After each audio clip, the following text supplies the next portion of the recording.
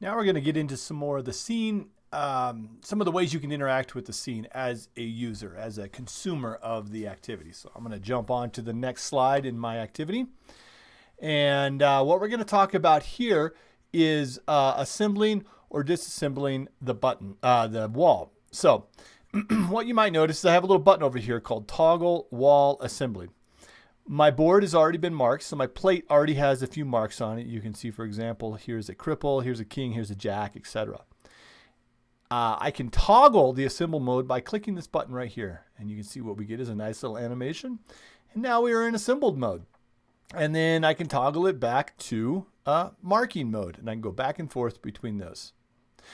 There is a keyboard shortcut for this. If I just click the A key on the keyboard, it'll do it. That's the assemble, disassemble. And so I can just toggle it back and forth clicking the A key as well. Should be noted that the author has the ability to hide this button. So when I create this slide, I can hide this button as an author. I can say, don't show that button anymore.